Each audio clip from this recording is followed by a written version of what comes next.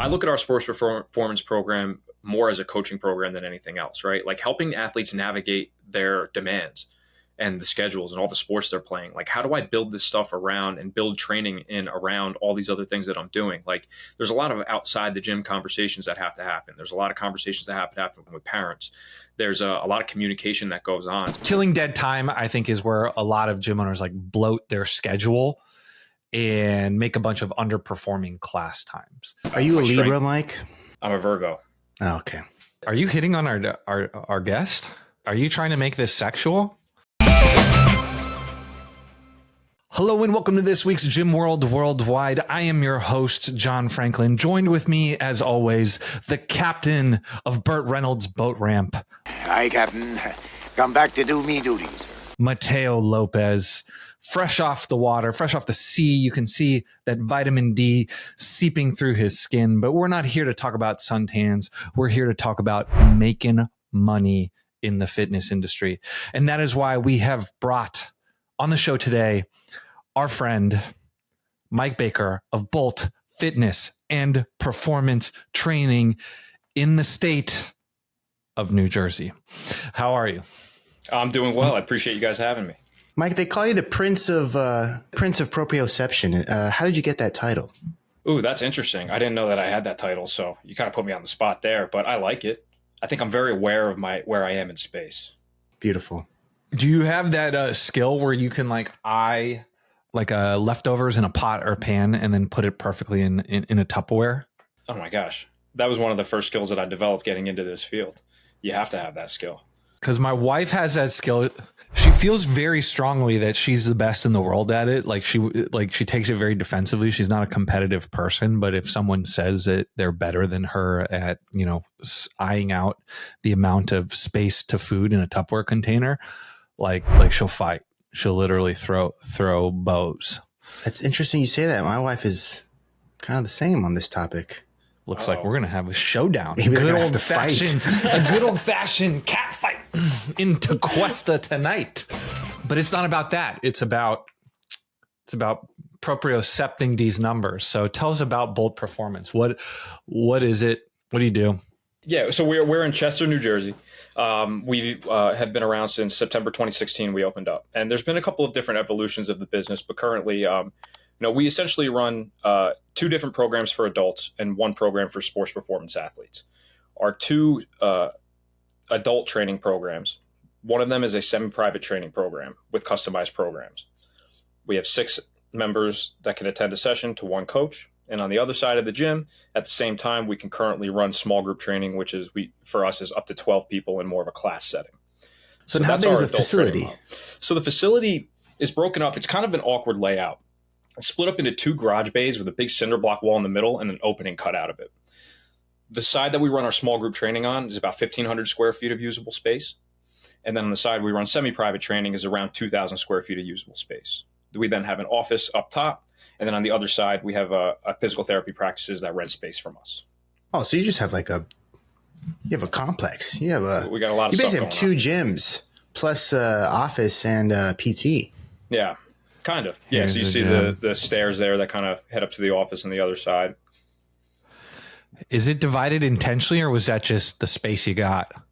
That was the space we got. So when we first opened on the smallest side. So that was in 2016 and we just ran out of that side. There was an auto parts store that was next to us that had that middle room and then the office up top. And then the third space was just used, a dry cleaner used it for storage. So we opened 2016. In July of 2017, that space, the middle space became available. We took that over. Oh, wow. So you expanded after that first year. Yeah. We got out of the gate pretty strong. We did grow pretty fast early on and then, put ourselves in a pretty good position to be able to take on that additional space. There were some things that we did well and things that we made mistakes on, in expanding that space, which I'm sure we can talk about. Well, yeah, let's, how did you start with that first space and get, that's pretty aggressive to open the second space, essentially the second space after the first year. What did you guys do in that first one that allowed you to do that? Sure. Hold on, so you're not associated with Bolt Fitness. You are Bolt Fitness. Yes. This is the wrong. This one in New York City has nothing to do with yours in New Jersey, nothing right? to do with us. Because he's screaming it. Did he come first, Yeah. or were you the No, first? he came second. He came second. Okay, We were so first. this is the original Bold Fitness and Performance Training. So don't get lost like I did. This is the one you want. All right. So It's back to the essentially the expansion. same as, well, it's the same as the Tupperware situation if we think about it, right? It's true. Really makes you think. Anyway, keep going, Mike. So actually, when we first opened, we ran again. We were prioritizing adult training at that time. With the athletes, which we can get into, I'm sure a little bit later. It's something that I've always done and something that I have a passion for. So I kind of looked at the athlete training side of things, as like an additional revenue stream, just to kind of fill in some hours in the afternoon. Nothing that we actually really tried to like grow as a mainstay, as a primary revenue generator in our business. But on the adult side of things, when we first started off, we ran two programs: the same semi-private program we run today. And we also ran large group training, and we just alternated hours every day.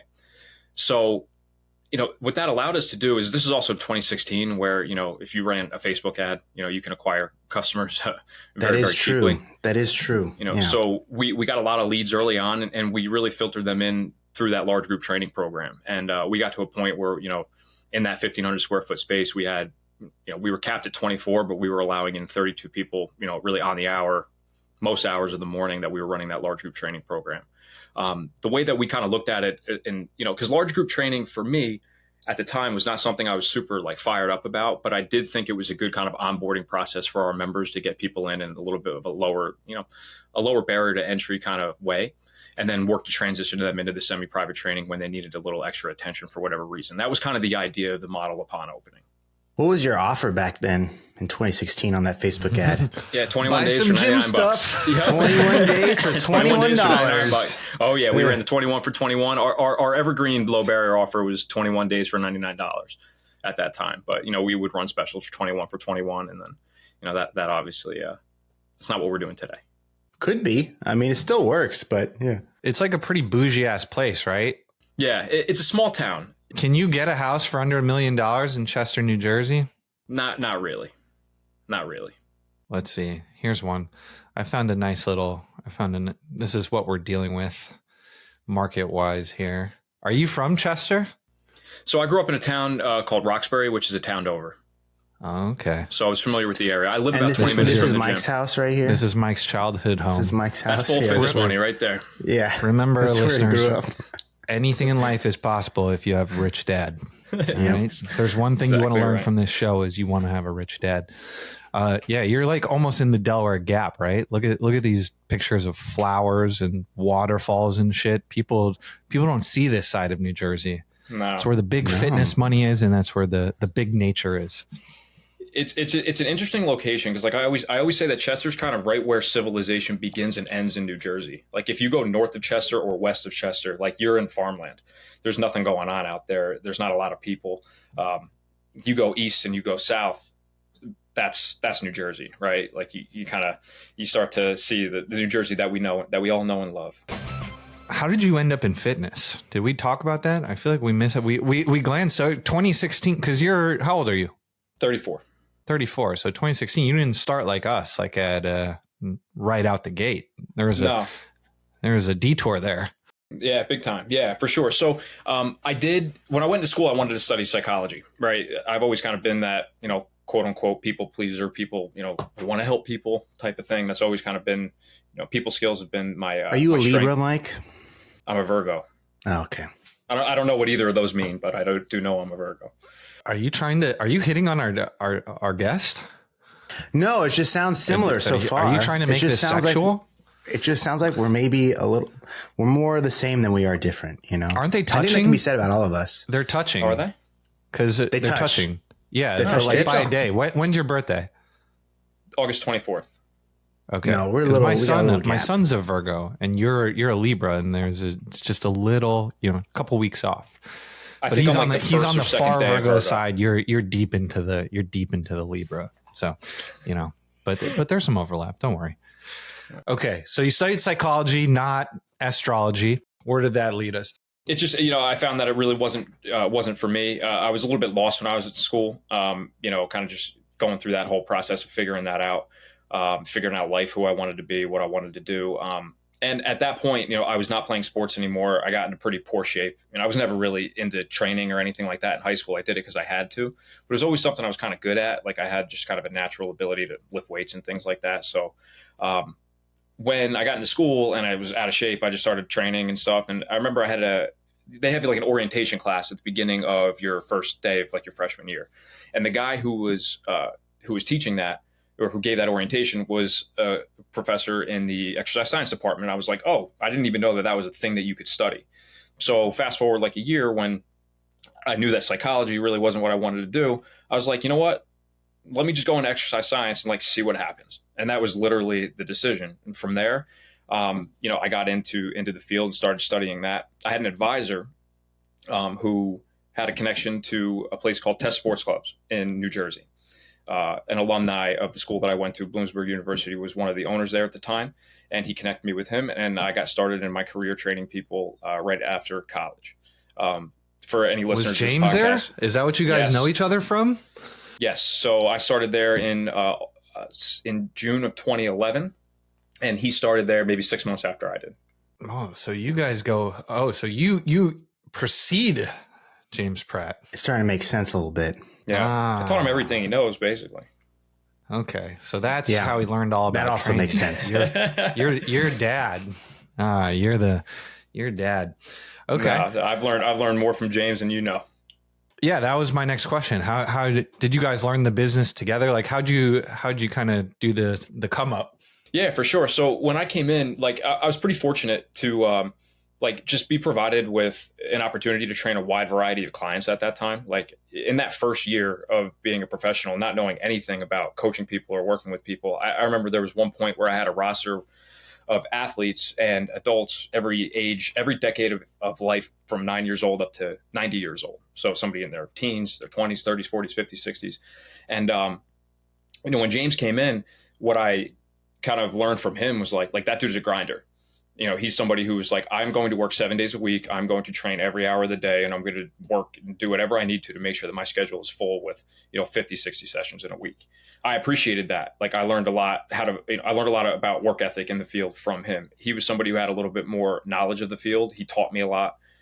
Just about, just riffing with each other on training and things like that. But then, as we started kind of evolving over the next couple of years, we started getting into more of the operations of the actual business at Test, and started learning more about that, playing bigger roles in the business.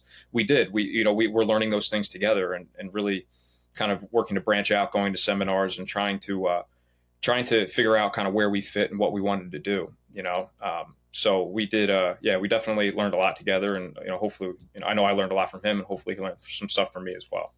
For those that don't listen to the podcast every week, one, what are you doing with your life? And more importantly, your time? What are you doing with your life? And two, James Pratt is a guest of the pod, Pratt Sports Performance. He's been on here twice. His gym does absolutely insane numbers on both the top line and bottom line. A lot of nuggets. Big in that bicep show. guy.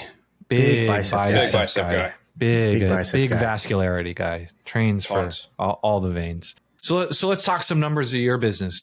Break us through. You offer a couple different things. So what does that look like from a percent of your revenue membership standpoint? Well, I want to hear that, but I also want to hear, how do we, so we got the other space, and then, at what point did you said there were some other evolutions.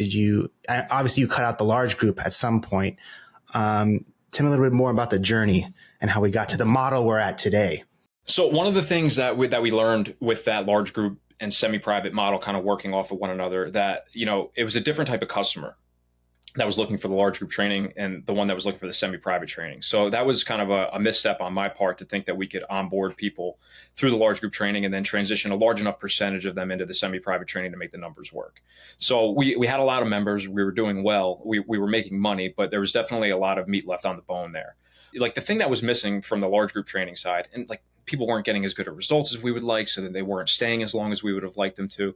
We were missing out on the strength training piece, just the nature of the beast of having 32 people in 1,500 square foot space, right? So we started a program called Strength. So now we had 3 adult programs running. Sweat was our large group training. Strength was our kind of like middle ground, smaller group than Sweat, but, more of a strength training focus. And then our semi-private training. We didn't charge enough for it. It was kind of a nightmare. It was way too many things going on. It was such a strain on our staff to break down the rooms, and like the scheduling was a pain. I had made a decision around 2019 where in 2019 we had like 215 members by that point. And we had like an average ticket at that point of like 236 a month because the large group training was such a large majority of those members. And we just didn't really love where the business was going from, really what we believed in and what we believed was important, but also like we were having trouble retaining members for longer periods of time. And we made a decision that to eliminate that large group training program. And we were going to do that slowly over time. And the pandemic hit, kind of did that for us, which created a challenge when we came back from the pandemic, because now it's like we're reopening our business after being closed for 6, 8 months, however long it was. And we're basically telling, 60% of our members, 70% of our members, you can't come back. You can come back if you want, but we're not doing what you were doing here. You can come back, but there's it's going to be more expensive and it's going to be a different thing. So that was a challenge there. We kind of had to rebuild from the ground up at that point. It was at that point that we just kind of simplified and said, all right, we're going to do semi-private training and small group training, where that small group training is going to be more of a general fitness class. Semi-private allows us to specialize and individualize a little bit more for people who want that.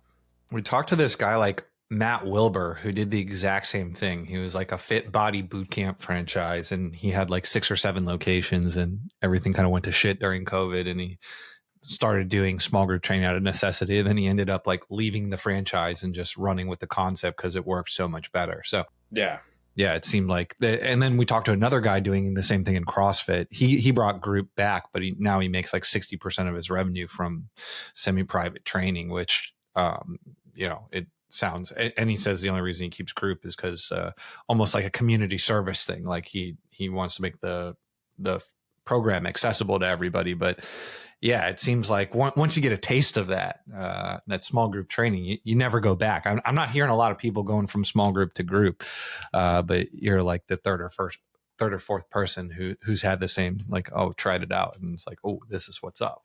Yeah, well, you know what, we want members to stay. Like that's our primary objective. Idiot. That's right. Wow, that's crazy. That's our primary objective. And I think that's we it do for lose this sight week. of that sometimes.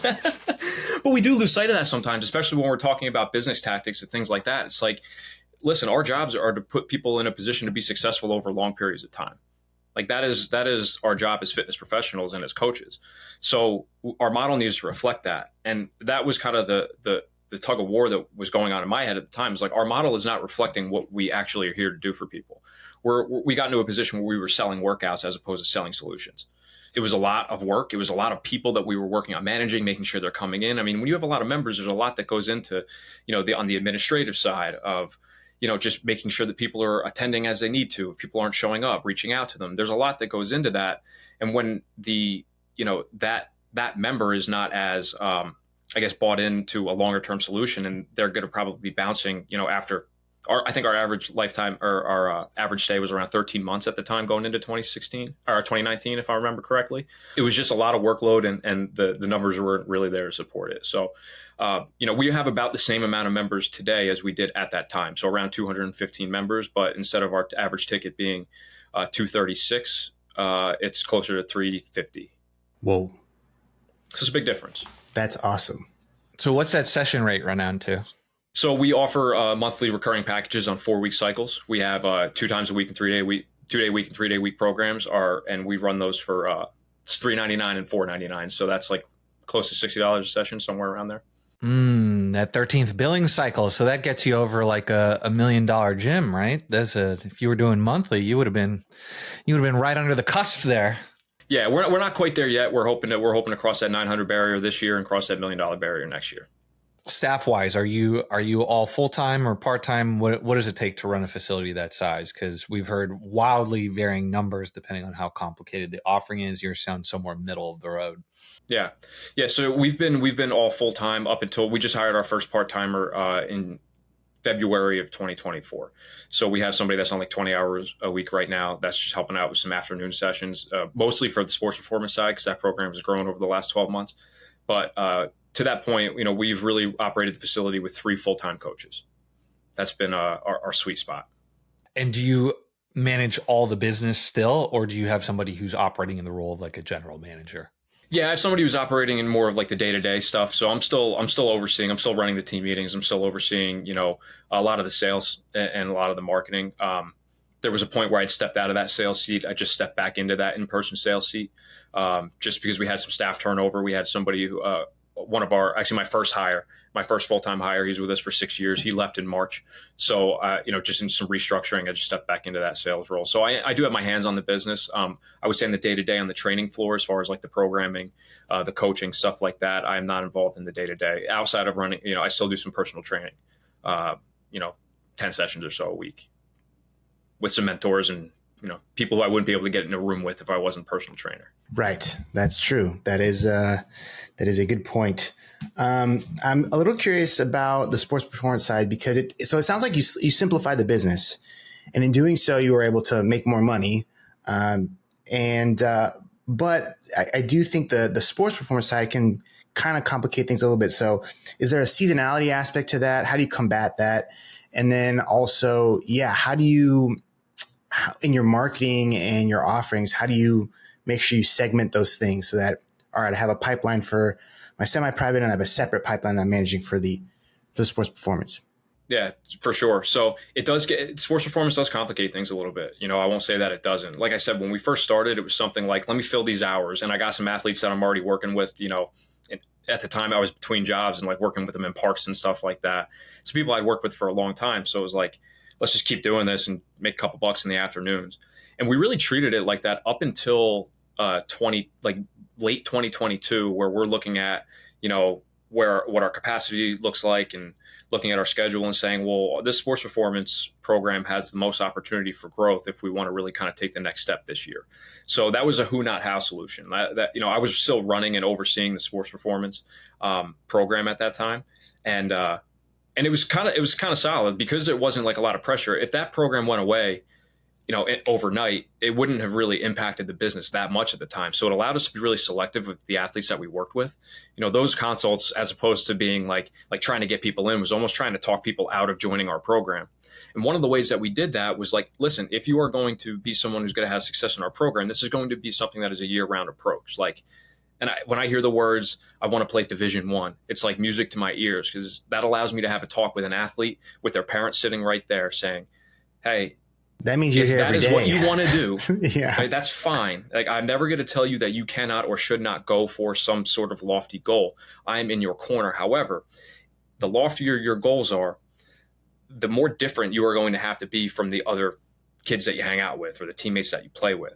So that means that if you are going to start with this program, this is now something you do, and you don't just do it a couple months out of the year. We do this year round, and we figure out how much, when, and things like that. We work with you to kind of manage that time.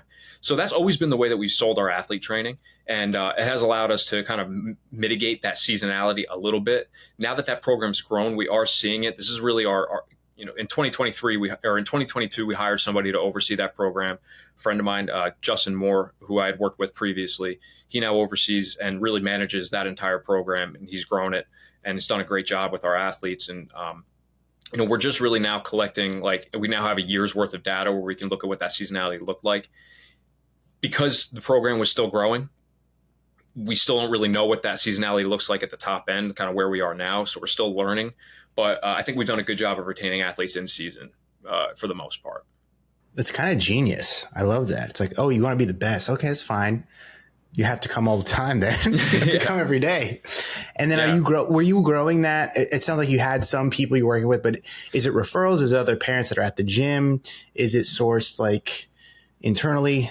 A combination of those things. I would say that, referrals were the main way that we grew that program continued to grow and sustain itself.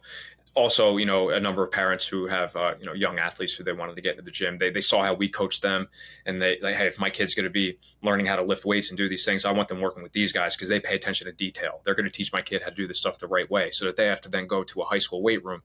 They have a foundation. They're going to learn how to do these things. So we've talked to quite a few sports performance gyms on the show. The overwhelming feedback we've received from them is don't be a sports performance gym. It is very difficult to do. You have to be specialized in something. You have to deal with crazy parents. And in general, if someone were to ask me for advice, I would tell them not to do what you did, where if you have this extra window of time, killing dead time, I think is where a lot of gym owners bloat their schedule and make a bunch of underperforming class times. So is this something where you just have the sauce and you had the network to make it happen where you could hit like critical mass, make these classes profitable? Or is this something you would recommend other gym owners do? And, you know, any gym owner could be successful at adding a sports performance arm to their business. Yeah, that's a great point. I would not recommend it at all. It was something that was kind of just like we had no real interest in like growing that program more than what it was, than just like a couple extra bucks in the afternoon. And again, it's like it was also something that I was doing and that I loved to do, you know. So it was kind of more one of those things that filled my bucket than anything else, until it got to the point where I couldn't manage it anymore and also manage the business. Right, it just became a little bit much. And when looking at, you know, if we did not hire the right person to run that program, we would not be approaching it the way we're approaching it today. Like there was really only one way that we were going to kind of double down and say, hey, let's put some, you know, resources and some energy into growing this program without Justin taking that role. You know, I can't think of anybody else who I would have brought in to run that program, because, you know, I like I said, I'd worked with him before. I know what his competency is as a coach. I know how he communicates with parents. I know the language that he uses with athletes. Like these are all things, and his capacity to work hard and like, you know, do the things that he needs to do to grow that program. And he loves it. So I wanted somebody like that in that role if we were going to do it. And we decided to take that jump. It was a scary one for me because of all the things that you're talking about. Like it can get distracting. It can get in the way. Like we got to turn over the gym in the afternoon between 5 o'clock or between 4:30 and 5 o'clock. Like there's a lot of operational things and a lot of checklists and a lot of stuff that needs to happen to make sure that we're running both those programs effectively and efficiently as we transition from athlete training into adult training in the evening. So it comes with its challenges, but it's also something that I feel like we do a really good job at. Do I have the sauce, or, you know, yeah, maybe it's just that we're good at it. Sounds like he has the sauce. I think you got the sauce or the rich dad. You need one. One. That's it. So it was definitely not how I did not envision really doubling down on sports performance. All right. So the answer is do it if you have someone you know is going to be excellent. If you got that guy in the wing and you can produce it in like a low risk way, like you can hire that person, bring them on in a low risk way. Yeah. And like, yeah, because a sports performance program, especially there's a lot of competition. You have to be very, very good in sports performance, and you have to be able to talk to, like, I look at our sports performance program more as a coaching program than anything else, right? Like helping athletes navigate their demands and the schedules and all the sports they're playing. Like, how do I build this stuff around and build training in around all these other things that I'm doing? Like, there's a lot of outside the gym conversations that have to happen. There's a lot of conversations that have to happen with parents. There's a lot of communication that goes on. So those are the things that you need to be able to do well to run that program successfully. And if you do that well, it can be very profitable. We run, so sports performance for us is 3 o'clock to 5 o'clock every day. And we run, basically we start sessions at 3 o'clock, 3:30 and 4. We have rolling starts. So athletes start with their speed stuff and then they go into their strength work. Another group of athletes comes in, and that's just 8 athletes at a clip. So tempting. Every gym owner hearing that 3 to 5, I can just get high paying athletes into my gym and then sell their parents. It's a carrot to dangle. It's interesting you said that, Mike, that you have to be very good. And I wonder if that's, and what John just said too, I wonder if that's why so many gyms have kind of like fumbled the ball or like just not destroyed their gym, but created a lot of distraction with like the CrossFit Kids program, right? From the CrossFit world, they're just like, everyone should do this. Here, you're in CrossFit. We have CrossFit Kids cert. You should do this too. And you had so many gyms trying it, adapting their schedules to make it happen. And to your point, Mike, like you have to be really good though. You have to be really good, especially as the kids get older, So I just wonder if that's part of why so many clients we worked with at the time, with CrossFit, like just kind of struggled with it, I think. Or nutrition. Yeah. Nutrition is another one that is just we made that mistake as well.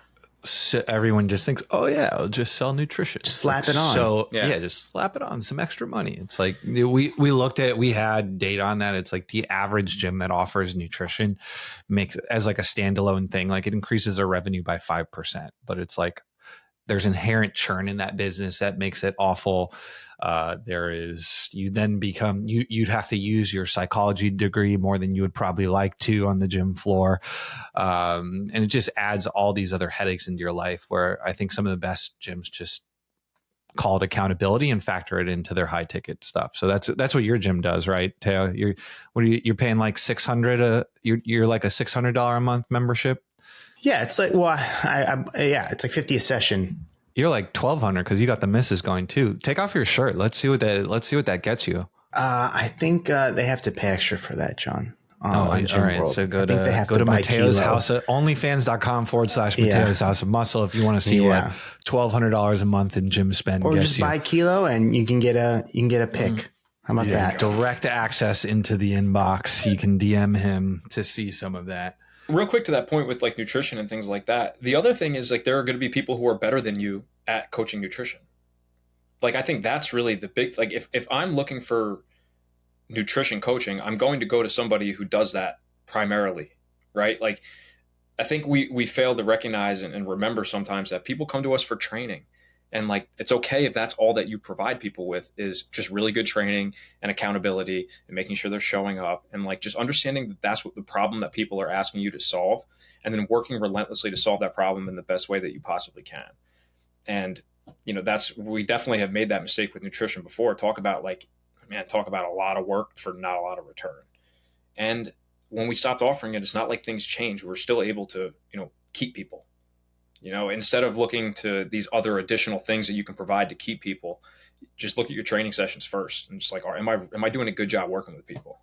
Yeah, I'm giving a talk on exactly that. It's just most of the time, if you want to grow your business, it's just more of the same stuff, not different stuff. A lot of times that'll have the opposite effect and add complexity and just make it a harder, more miserable business to run.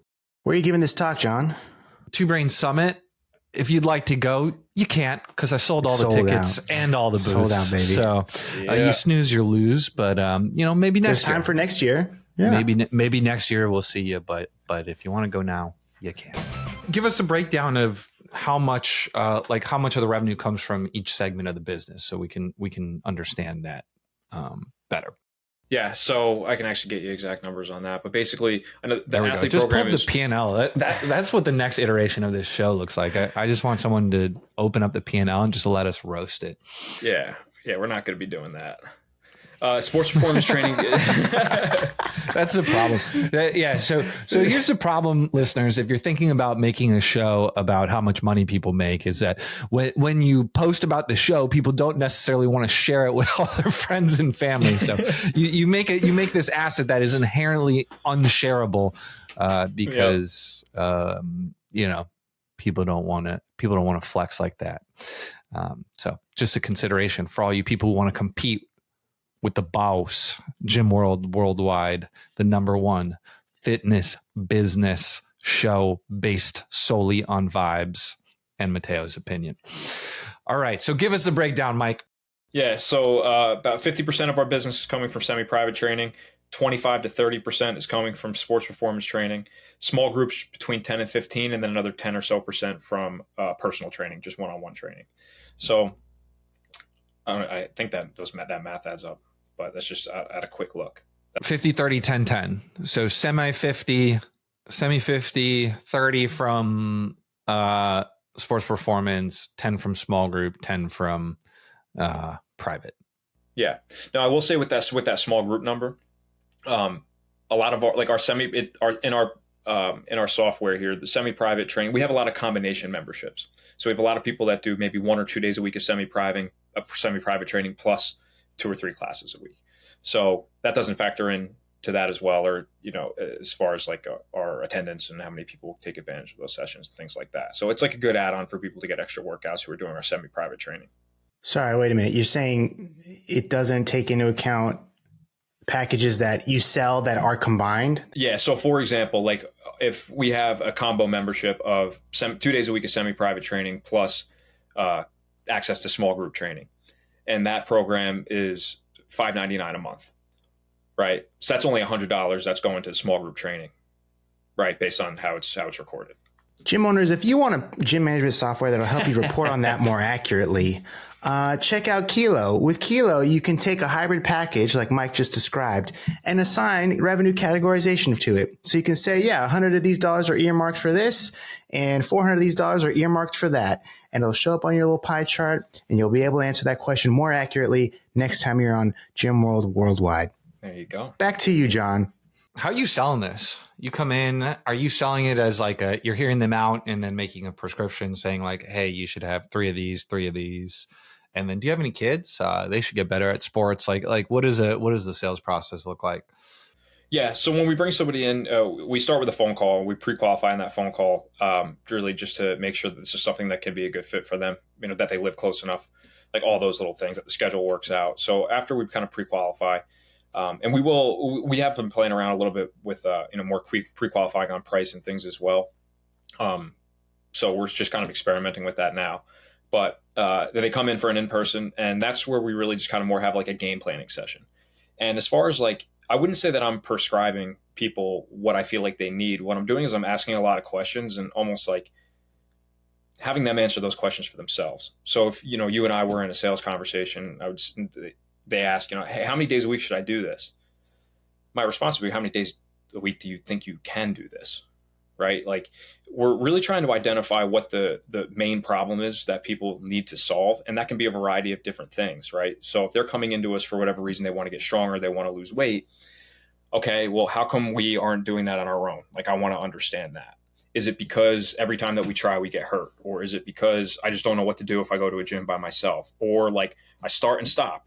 Or I just, when I do get started, I, can't get there consistently. I go 3 days, 1 week, and then like, I don't go for 2 more weeks. And those are all different types of problems. But then what we want to do is kind of hone in on that individual challenge and figure out what do we need to do to overcome that, and then set some kind of more process-based goals in order to do so.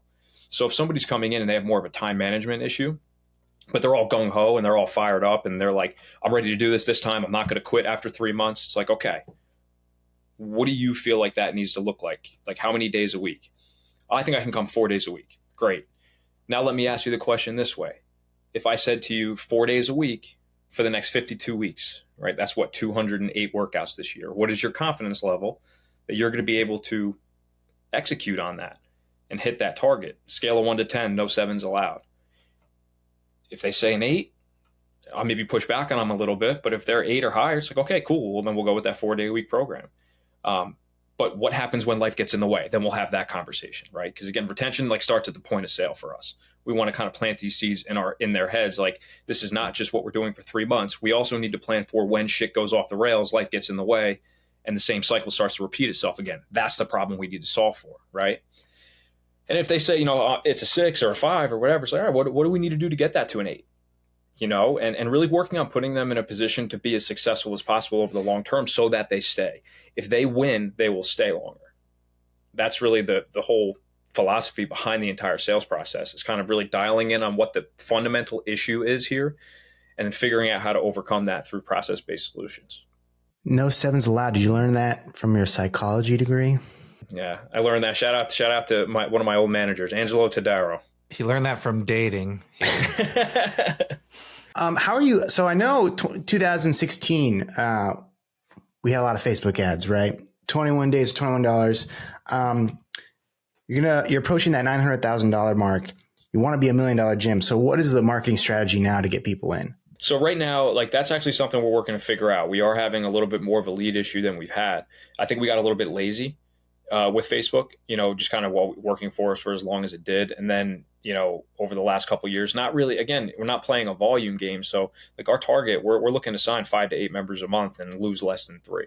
Wait, three of 220? Yeah, that's our target. Yep. 3 divided by 220. So your churn is under 1.5%. I didn't say we're hitting that every month. That's our target, but yes. Our churn is consistent it's around 3.5%, 3 to 3.5%. That sounds like a very aggressive target. The targets need to reflect our priorities, right? So it is an aggressive target. We want to keep every member that we have. John, Mike's not a 7. He's not, no sevens allowed, bro. I just did some churn math. You want me to share it with you guys? You want me to share it with you, Mike, how ridiculous your churn target is versus your churn actual? So you can calculate your churn problem. So the formula is monthly churn percent times number of members times LTV equals the monthly cost of churn. All right. You multiply that by 12, that gives you your annual churn cost. So within Two Brain, the average is 5%. So if you have 100 members, 95 of them will be there the next month. And I was trying to quantify the impact of a 10% reduction in churn. So that takes your monthly from 5 to 4.5%. Are you guys with me so far? Teo, you gotta advocate for the listener at home. Have I simplified? Yeah, 10% reduction in the churn rate. Yes. Yeah, so from 5 to 4.5%. Yes, that's so you 10%, multiply yes. that 5% by 0.9. So that's a 10% reduction. Yep. So for the average Two Brain gym, which has about 130 members at about a $4,000 LTV, that 10% reduction in churn was like a $31,000 impact on revenue. So you make $31,000 more from a 10% churn reduction.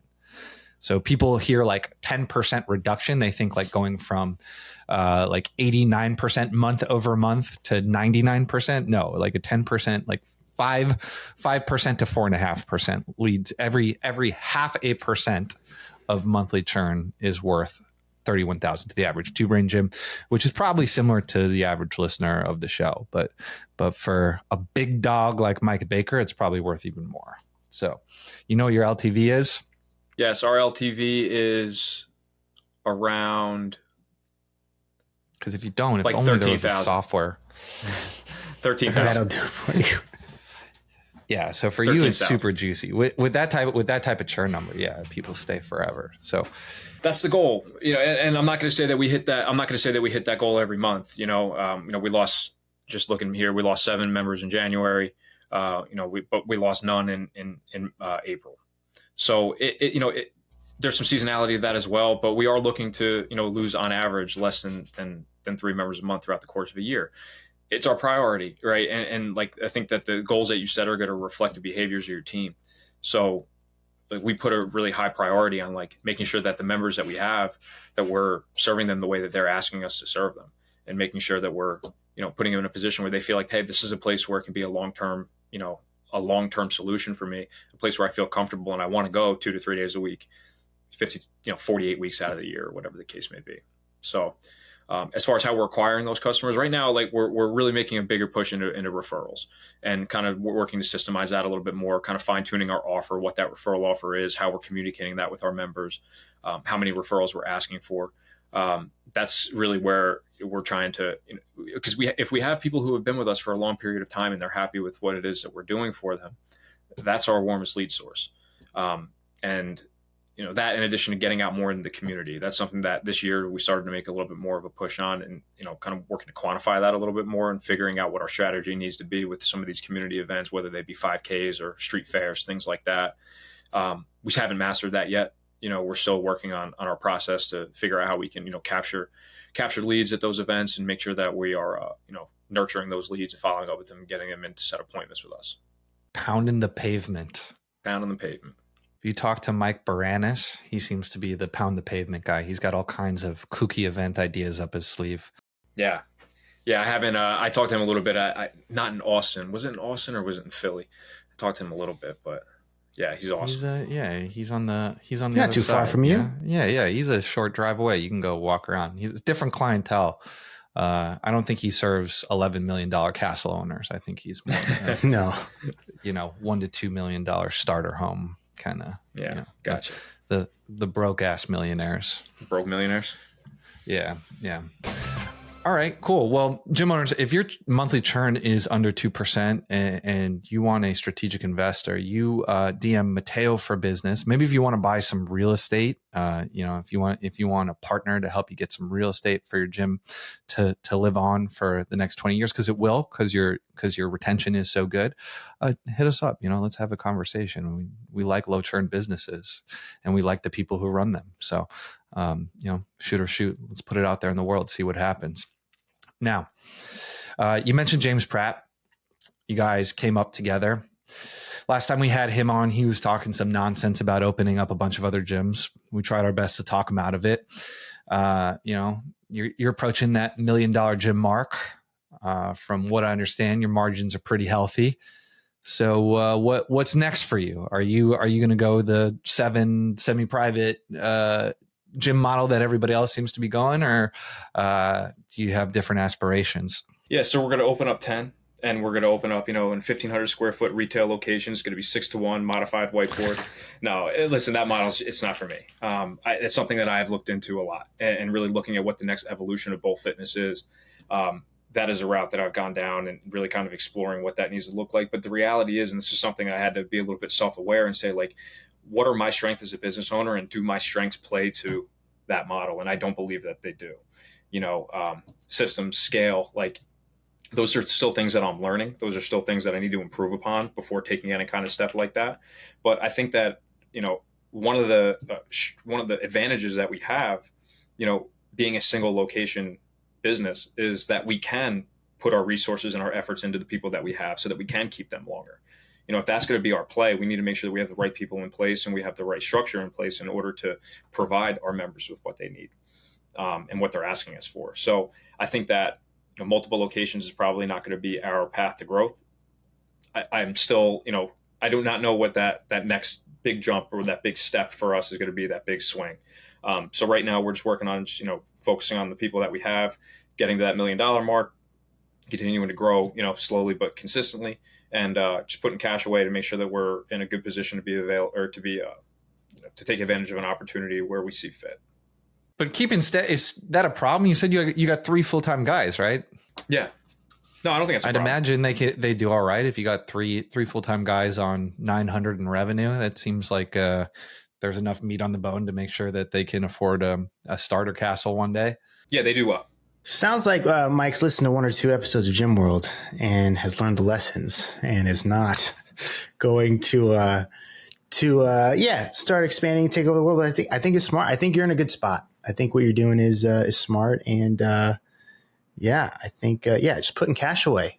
I like some of those guys that are taking over the world. I think some of those guys will do well. It's just I'm just joking. What do you have to give up to do that? Yeah, that's the trade off. There's a lot of bullshit that goes into opening 10, 1,500 square foot gyms and grocery anchored malls. And if you got that grind and that hustle and that's what you're good at, like they're just talking to some of those people, they're just built for it. I just think that's a really hard way to go. Well, and there's certainly some who have talked about, the franchise part of it and be like, you know what? It's kind of tough. I wish I just had 10, 1,500 square foot. I don't know about this. It's just the shit rolls downhill. Everyone wants the one before anymore. The 10 guys are like, I just wish I had like a Hallmark, staple the community facility. All the franchisors were like, I just wish I owned all 10 of these. And then, yeah.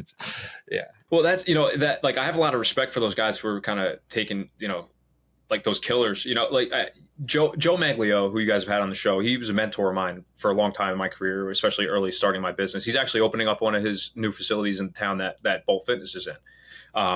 But Joe, his strengths play to that. Like, his strengths play to his ability to, systematize and scale what they do, facility over facility. But one of the things that he said to me that I've taken with me since he said it, this is probably 2018 or 2017 at the time, said, you got to decide what set of problems you want to have. And when I'm looking at the sets of problems that I want to have, like multiple locations, multiple landlords, multiple team leaders, multiple staff members, that's not, I don't see myself being happy and being, not that it's all about being happy, but I also don't see my strengths playing to that. You know what I'm saying? Like, that's not really the set of problems that I would personally like to have. I'll choose some different problems. Again, we'll kind of see where that takes us. But we want to, right now, we're just working on being in a position where we can take advantage of an opportunity if we just, one comes along. We've had the opportunities to open up satellite locations and annex locations and things like that. But, I just haven't been comfortable with any of those opportunities to this point. Joe Maglio is a guy I would bet on. He's like an 100%. Assassin. And he's like under the radar. A lot of people don't know about him. He's very difficult to get in touch with, very difficult to get on the show. But like when you talk to him, you can definitely tell he's like built a little different. And so he seems like one of those guys who could open up 20 and freakishly enjoy the type of like stress and headache that comes along with that route. But 100%. Yeah, go back and listen to the Joe Maglio episode if you want to open up 10, 1,500 square foot locations in a 6-to-1 small group training model. Because That guy's, he said, he messaged me the other day. I think they just opened number 9. So he's the closest of the people we've talked to. He's the closest to completing the journey. So he's got 9 of them open. He hasn't laid one down yet. All right. So it just sounds like you're just going to keep going. You're just going to keep putting money on the piggy bank, and you're going to wait to see what happens next. Yes, sir. Idiot. It's also I know, right? But listen, because it's also the season of life that I'm in too. I got 2 little kids. You know what I mean? I want to be there. I want to be able to have the freedom and flexibility to, drop them off and pick them up from, daycare and things like that. So like, this is probably, it's hard for me too. I want to be clear on that. Like, it's hard for me to kind of just say like, all right, I'm going to keep running the same play over and over again, day to day to day, day after day after day, instead of taking a big swing. I've taken a big swing every, 2 years from the first expansion, or from opening the gym to the first expansion to the second expansion. Like, there's been a lot of swings, and I'm itching to take one, but I got to be disciplined right now to make sure I'm not taking a big swing just because I'm bored, right? Or, and not that I'm bored, but like, you know what I'm saying? Just because I feel like I need a new challenge, right? Like, it needs to be the right thing, because now, I do have a family, and I can't be going and making stupid decisions financially with the business that put us at risk. I'm not willing to do that and put my family at risk. So that's kind of where we're at right now. And, hey, like I said, if an opportunity comes available, I'm ready to pounce on it. Like, I'm more than ready to pounce on it, but it needs to be the right one. You should just become a financial advisor to gym owners. It sounds like, you got that discipline muscle flexed. There's not very often a Gym World guest comes on here and says, I have enough. I don't know if I like it. Teo's into it. I love it so much. It's great. It's what we talked about earlier. It's when we're adding bloat is when we're trying to chase that new next thing, or the shiny object, or the other program. It adds complexity. It adds bloat, and it can sometimes hurt your business. So yeah, just put money away in the piggy bank. It's fine. Yep. And reinvesting into the team, into the business. Like, I'm proud. I'm proud of to be able to say that we have a team that's compensated well and that has benefits, and 401ks and health insurance and all those things. Like, those are things that I'm proud of. So continue to put money back into good people, continue to put money back into the business and into our members, and just continue to grow it step by step. Because there's still some meat on the bone here at this location. So we're not quite at that point yet where it's like, all right, now we need to make a move, because there's nothing left that we can do here to continue to grow at the pace that we need to. Having enough, John, I wouldn't say that I feel like I have enough, right? But as far as where we're at right now, like, yeah, opening multiple locations or stuff like that, it's not where I see my future in this field. Teo's rock hard right now. I've never seen him more engaged in a podcast before. He's on the edge of his seat. Surely I've reached nirvana. It's on the edge of his seat. He wants to know, what type of benefits do you offer? Dental. What are you hiring? Because he's going to leave Kilo and go join your company. Those are all the questions he's thinking about right now. Yeah, we're out of time. Don't have time to ask all those right now. Do you need are you hiring a podcast host? That's what Teo's wondering. Yeah. Do you need a full-time podcast host? Yeah, you're hired, Teo. Oh, wow. Hang it up, boy. Hang it up. See you. All right, Mike. This has been good, man. We're running up on the hour here. Where do people go if they want to find out more about you and Bolt Fitness and training and performance, and not the one that's all capitalized? Yeah, not the one that's in New York City, the one that's in Chester, New Jersey. If you want to check out the gym's Instagram page, it's at BoltFit. If you want to check out mine's at Coach Mike Baker. And that's it. Hey, Gym World, come a little closer. Listen to me. It's hard to find guys who are pushing $1 million gym, who are living in a town where his neighbors are literally castle owners, who can come on here and say, yeah, I got the discipline to keep doing the boring work. I'm running the play over and over and over. My bank account just keeps growing, and I just don't make mistakes. I don't make unforced errors. And that's why I'm good. That's why I'm great.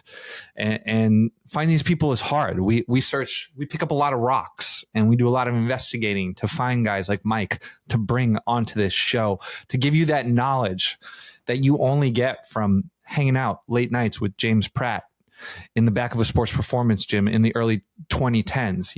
You can't get this. You can't get this from your guru. You can't get this from a YouTube channel that's not ours. You cannot get this in your $25,000 a year mastermind. You can only get it here. And so if you got value out of this, subscribe, like, tell Teo that you want him to invest in your gym. Because he doesn't have enough. He's still going. He just got a taste of boating, and boating is expensive. So, expensive. he's got to figure out a way to make more money fast. So if you got get rich quick opportunities, you talk to Mateo.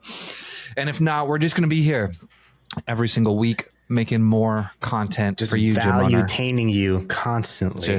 Just giving you what you need until the end of time. So until next week. You are enough, Gym Owner, and we love you. And that is it for this episode of Gym World Worldwide. Thank you very much, Mike Baker. Thank you.